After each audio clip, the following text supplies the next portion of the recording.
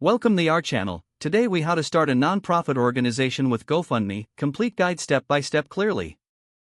Research the non-profit sector in your area to understand the legal requirements. Determine your non-profit's mission and goals. Identify your target audience and potential beneficiaries for your cause.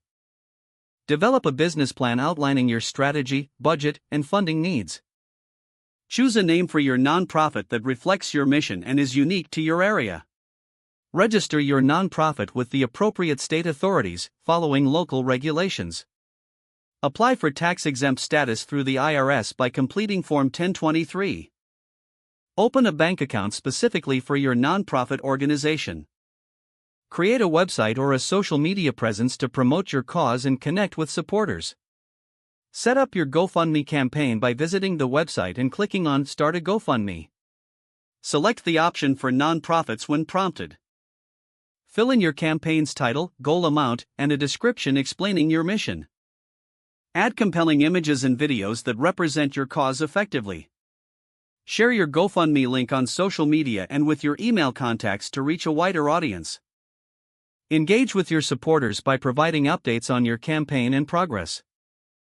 Thank donors personally when possible to build community and support. Use funds raised through GoFundMe to implement your nonprofit projects and services. Monitor your campaign's performance and adjust your strategy as needed. Stay compliant with reporting requirements to maintain your nonprofit status.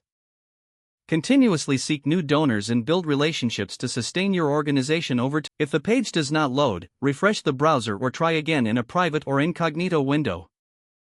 Make sure you are using the correct email address, then retype it carefully to avoid small typos. If your password is not accepted, use the reset option and create a new strong password you can remember. Check your spam folder for verification or security emails, then complete any requested confirmation steps.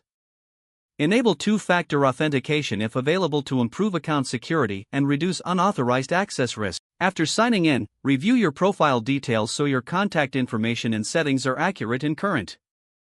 If you see an error message, note it down and try again after restarting your device and internet connection. Log out when you finish, especially on shared devices, to keep your account and payment information secure.